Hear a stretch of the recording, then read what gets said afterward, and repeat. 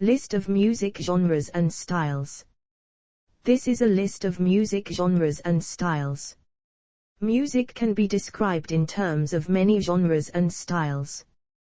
Classifications are often arbitrary, and may be disputed, and closely related forms often overlap. Larger genres and styles comprise more specific subcategories. Quote, unquote. Popular music is music with wide appeal that is typically distributed to large audiences. With over 300 types of music across the world, pop music takes the top spot, followed by rock, rap and hip-hop, blues and R&B. I won't be including samples of the music in the videos, for copyright reasons. I hope you enjoy the article. Please excuse any mispronunciations by TTS. The English TTS has trouble with non-English words. But, if you watch Zentreya, you should be fine. Americana, also known as American roots music, is an amalgam of American music formed by the confluence of the shared and varied traditions that make up the musical ethos of the United States of America, with particular emphasis on music historically developed in the American South. Definition. The term Americana music was defined by the Americana Music Association, AMA, in 2020 as the rich threads of country, folk, blues, soul, bluegrass, gospel, and rock in our tapestry. A previous 2016 AMA definition of the genre included rhythm and blues, with additional comments that Americana music results in a distinctive roots-oriented sound that lives in a world apart from the pure forms of the genres upon which it may draw. While acoustic instruments are often present and vital, Americana also often uses a full electric band. History. Prehistory, roots music. The origins of Americana music can be traced back to the early 20th century, when rural American musicians began incorporating elements of folk, blues, and country music into their songs.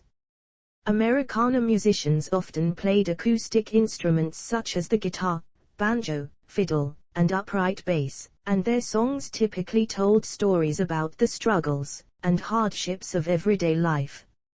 Folk music revival. The American folk music revival began during the 1940s, and peaked in popularity in the mid-1960s. The folk revival in New York City was rooted in the resurgent interest in square dancing, and folk dancing there in the 1940s as espoused by instructors such as Margot Mayo, which gave musicians such as Pete Seeger popular exposure.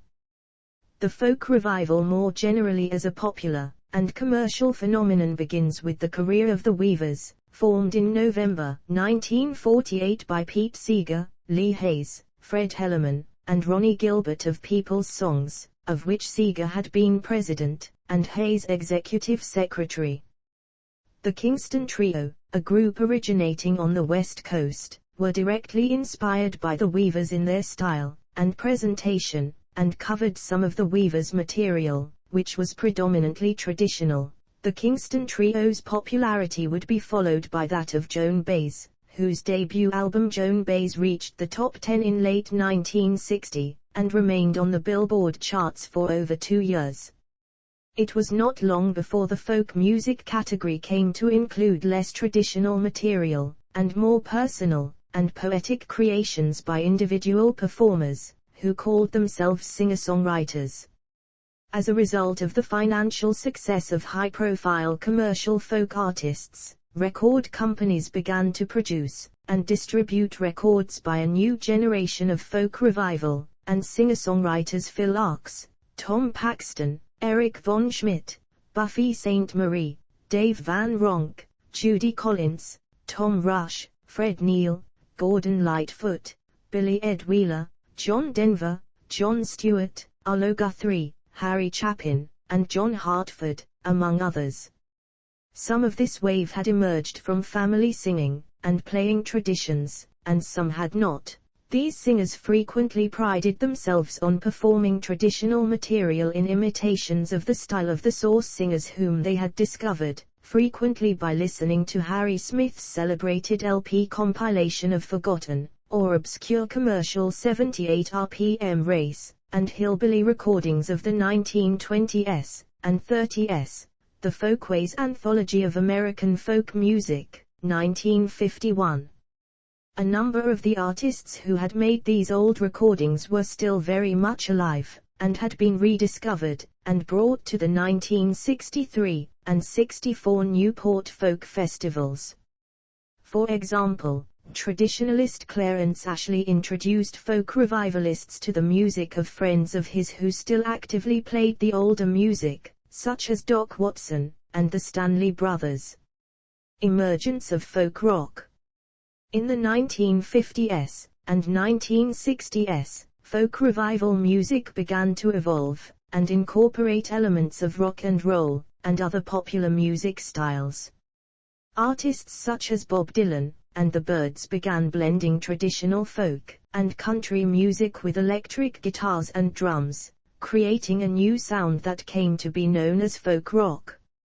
On the 20th of January, 1965, the Byrds entered Columbia Studios in Hollywood to record Bob Dylan's acoustic tune Mr. Tambourine Man for release as their debut single on Columbia.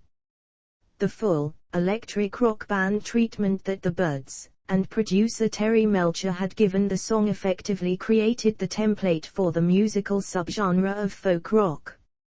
McGinn's melodic, jangling 12-string Rickenbacker guitar playing, which was heavily compressed to produce an extremely bright and sustained tone, was immediately influential, and has remained so to the present day.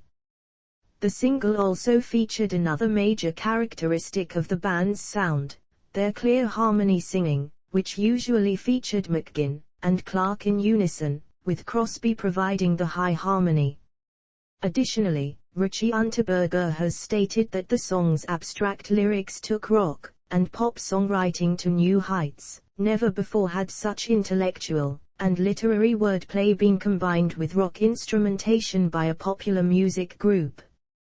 Within 3 months Mr. Tambourine Man had become the first folk rock smash hit, reaching number 1 on both the US Billboard Hot 100 chart and the UK Singles Chart.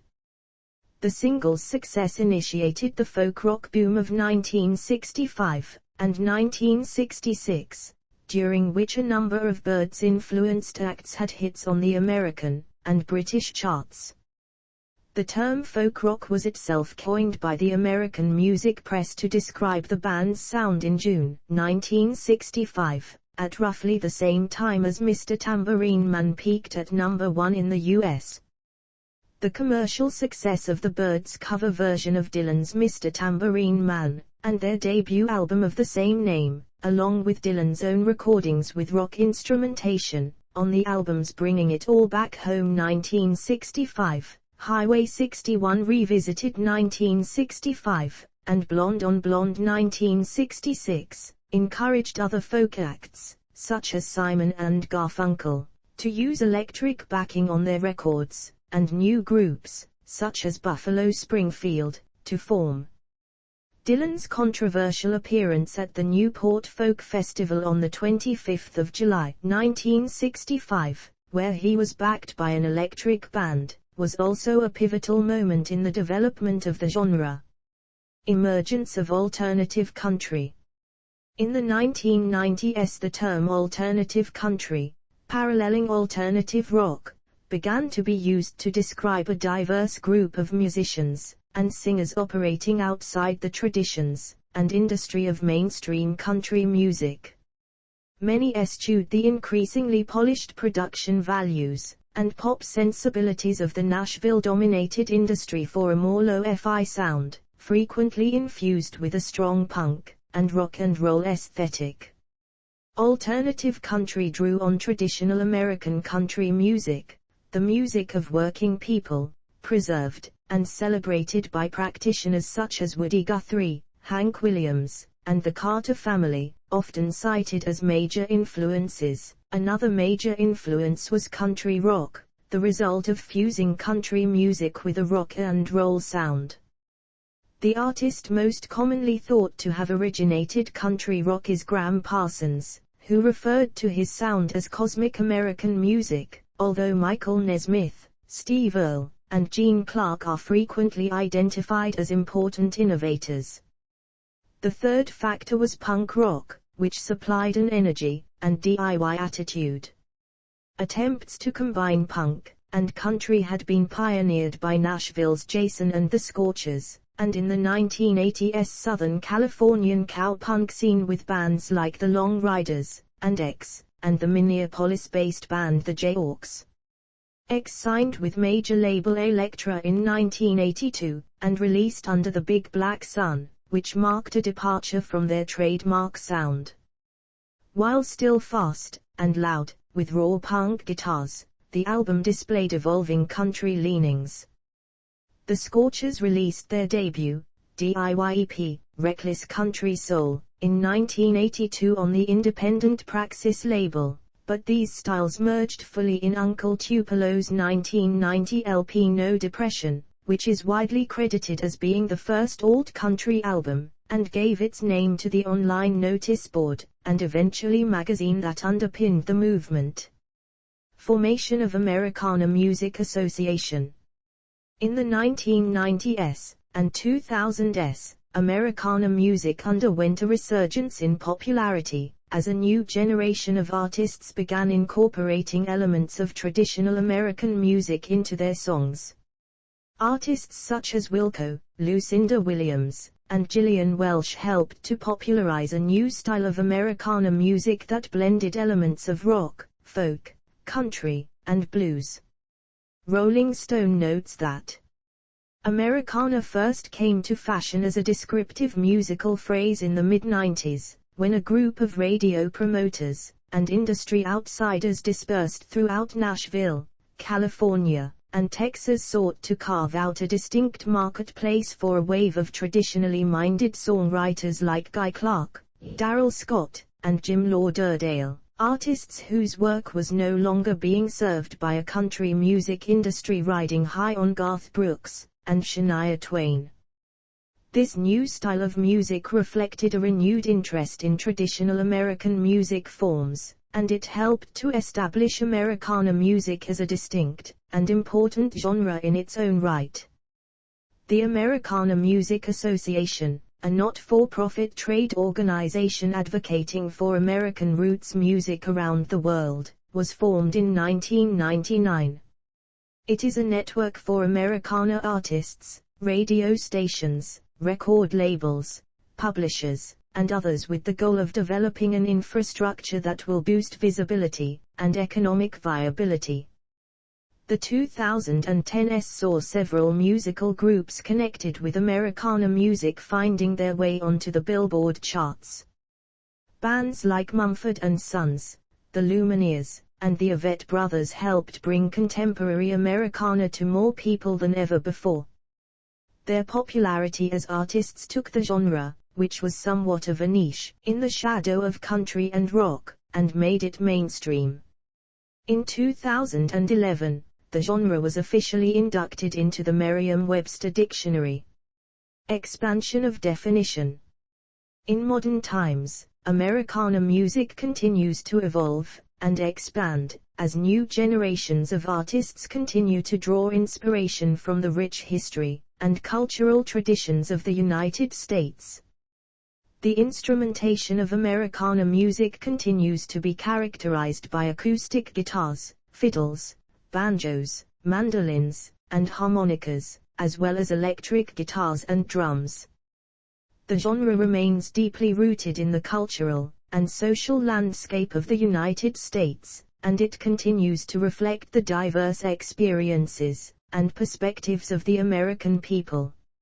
In recent years, the genre has incorporated more influences from blues, R&B, and soul, in addition to the country and folk elements that have always been prominent.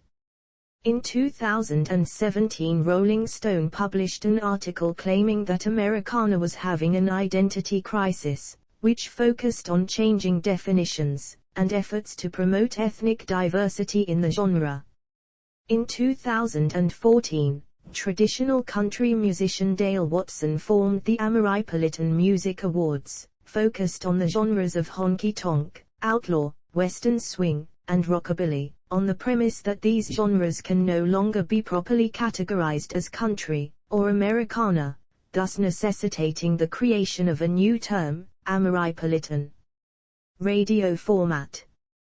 The radio station laying the best claim to the Americana radio format origins is KFART in Gilroy, California, active from mid-1975 to January 1983, as described in the book Fat Chance, authored by Gilbert Klein in 2016, and published by mainframepress.com.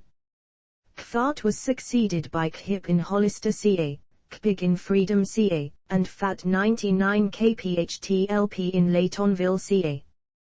Though some say Americana as a radio format had its origins in 1984 on KCSN College Radio in Northridge, California, but that did not happen until after KFART, Gilroy went off the air when it was sold, and the format changed. Mark Humphrey, a contributor to Country, Folk Frets magazine, hosted a weekly radio show called Honky Tonk Amnesia, which played country, folk, honky tonk, Cajun, dog, blues, and old-time music, a combination that the country music station KCSN advertised as Americana. The format came into its own in the mid-1990s as a descriptive phrase used by radio promoters and music industry figures for traditionally oriented songwriters and performers. Americana-type radio shows can be heard on a variety of non-commercial radio stations. Instrumentation. Acoustic guitar. The acoustic guitar is perhaps the most essential instrument in Americana music. It is often used to provide the rhythmic foundation of a song, as well as to accompany vocals and other instruments. In Americana music, the acoustic guitar is often played fingerstyle, which produces a warm and organic sound that is perfect for the genre's earthy, rootsy feel. Banjo. The banjo is a distinctive and essential instrument in Americana music.